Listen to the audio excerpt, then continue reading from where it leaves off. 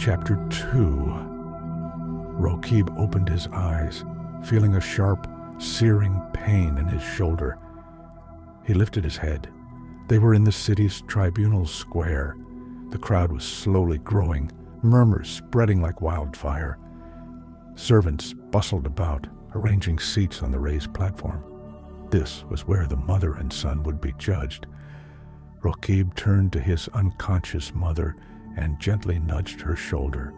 "Mother, wake up. Mother." Ashiya's eyes fluttered open, and with a sudden jolt, she gasped. Agony coursed through every fiber of her body. The sun was now directly overhead, its brutal heat pressing down on her mercilessly. Her legs were shackled, her body marked with lash wounds. Blood seeped from a few fresh cuts, her face swollen, and her left eye was completely shut. She pulled her son into her arms, her voice trembling. "Roqib, are you all right, my son?" "Mother, your face, it's so swollen." Ignoring her pain, Ashiya pressed her lips to his forehead and whispered urgently into his ear. "Roqib, listen to me, my wise, brave son. They're going to judge us. Do not be afraid. Say nothing. You know nothing. No matter what happens, stay silent. I do not know what sentence they will pass, but you must find the path of Moses. Moses foretold of a prophet, Ahmad, who will come to save all of mankind.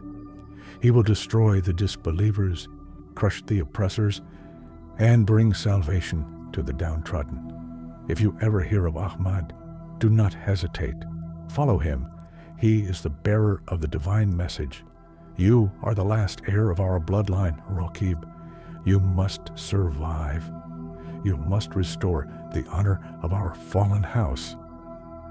Before Roqib could respond, a harsh voice pierced the air. "The fugitives are awake." 2 guards stormed forward, seizing the mother and son, dragging them toward the center of the square. They were bound to a wooden post, their fate now entirely in the hands of the rulers. The square was now teeming with people, their eyes gleaming with cruel curiosity. "They are apostates," someone shouted.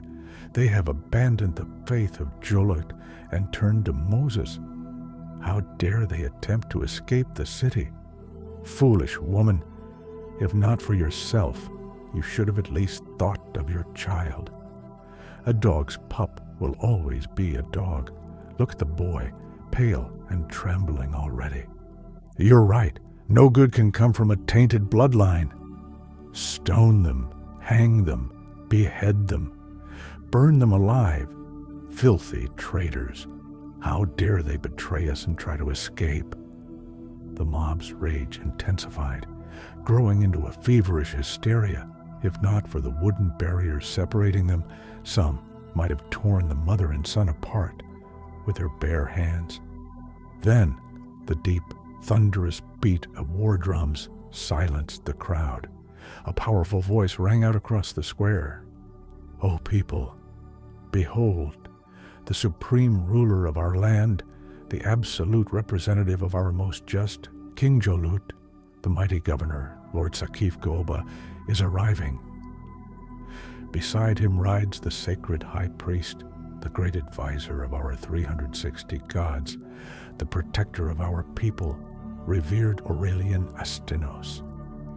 The drums roared again, this time in a victorious, triumphant rhythm. Sakif Goba and High Priest Astinos entered the square on horseback, their presence overwhelming. The crowd erupted into madness. People surged forward, desperate to catch a glimpse of the great commander, Sakif Goba, and the divine messenger of the gods, Astinos.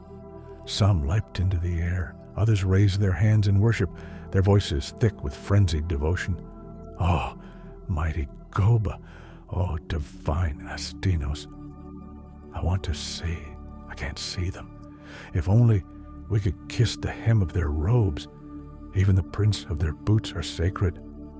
From within the crowd, A few elderly women shrieked, "Oh, sacred Astinos, tell the gods to grant my daughter a son, wealth for my son, a beautiful wife for me, a grand palace for my family." The air was thick with desperate cries. Amidst the deafening noise, Goba and Astinos, their faces unreadable, proceeded toward the grand thrones prepared for them. The people roared with uncontrollable fervor, intoxicated by the presence of their rulers.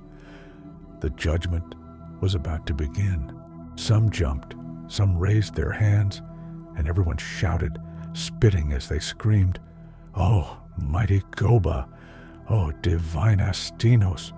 I want to see. I can't see them. If only we could kiss the hem of their robes. Even the prints of their boots are sacred." From within the crowd, a few elderly women shrieked, "Oh, sacred Astinos, tell the gods to grant my daughter a son, wealth for my son, a beautiful wife for me, a grand palace for me." The noise grew louder as Goba and Astinos proceeded to the thrones prepared for them. Goba's chief minister, Tasman, raised his hand and shouted, "Silence, people, silence." In an instant, the crowd fell silent. Honoring the great ruler Goba and the counselor of the gods is a noble act, but some among you are making personal requests. That is understandable. However, Tasman paused, his voice taking on a mysterious and authoritative tone. "Today, we have gathered to punish traitors. In this city where justice flourishes under the protection of the gods, where all live in peace and prosperity, a family of traitors dared to escape. Yet, instead of focusing on justice, you trouble the divine Astinos with your desires. If you have requests, take your offerings to the sacred temple. If the gods accept them, Astinos will deliver your prayers. Whether they are answered or not, that is in the hands of the gods. Do you understand?" The crowd murmured, "Yes, we understand." Tasman completed his speech and stepped back. Goba lifted his scepter and, still seated, began to speak. "Our city is great. It is prosperous. The gods are with us. With the guidance of High Priest Astinos, I have personally welcomed 75 gods in my palace. They have all vowed to protect our land, but this woman and her son have committed great treason. They fled in the dead of night, but the gods sent word. Our soldiers caught them. Now we will judge them fairly. They will answer for their crimes and receive their punishment." Goba narrowed his eyes at Ashia and spoke. "You, criminal woman, who are you? State your lineage before the supreme judges." Ashia's voice rang out like thunder. "I am Ashia, daughter of Aslam from the tribe of Yaqub, granddaughter of Muasar, ruler of this very city." Her voice struck the crowd like lightning, and their anger momentarily subsided. Even the powerful question of Governor Sakif Geoba lost its weight in the face of her answer. Everyone now realized that the woman in chains belonged to a noble lineage. The intensity in Ashia's expression was one only a queen could possess. Rokib, hearing this truth for the first time, turned to his mother in shock. Goba immediately took control of the situation. "After your grandfather Muasar, power slipped from your hands. Do you know why?" Ashia had been expecting this question. "Because traitors from within caused my grandfather Muasar to be defeated by the enemy." Goba interrupted her. "Muasar was weak. He did not understand what true power was. He was defeated because of his weakness." Ashia remained silent. Seeing that she did not object, Goba continued, "Your grandfather converted to the faith of the great king Jolut, worshipped the sun, and abandoned the path of Moses. That was the only right decision he ever made in his life. Ashia, staring at a single point, remained silent. But you became an apostate. You rejected our justice. You are a traitor who fled the city, and the punishment for traitors is death. As if waiting for these words, the crowd erupted in a frenzy. Death to the traitor! Death! Death! But Ashia looked at the governor with such intensity that Goba felt a shiver run through his body. For a moment, in Ashia's eyes, he saw Muasar himself. It was as if Muasar was glaring at Goba, saying, "You, the son of a servant, you betrayed me." Then Ashia shouted at the governor, "Have you forgotten the ancient law, Goba?" Her voice, filled with an unnatural fury, cut through the crowd's noise, reaching the ears of many. The uproar of the people began to subside. It was Astinos, not Goba, who responded, "You criminal woman, what law are you speaking of?" "Oh, priest, in the ancient law it is written that a ruler and his descendants shall not be executed. Have you forgotten?"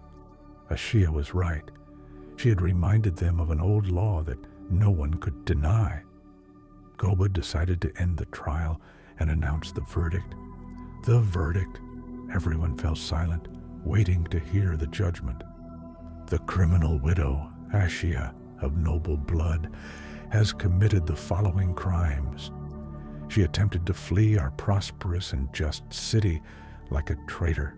She disrespected the great King Jolut's faith and longed for the religion of Moses.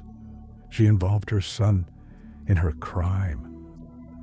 Though she deserves execution for her actions, because noble blood runs in her veins, I will spare her life. Ashia will spend the rest of her life tending pigs in the city's pigsty, and her son will be sentenced to life imprisonment in the dungeon of the savages. Goba finished his judgment and rose from his seat. Everyone followed his lead, and the crowd began to disperse, discussing the verdict among themselves. Ashia struggled against the post she was tied to, screaming, "Tyrant, your murderous soldiers killed my husband. I do not accept this judgment. Release my son." But there was no one left to hear her cries.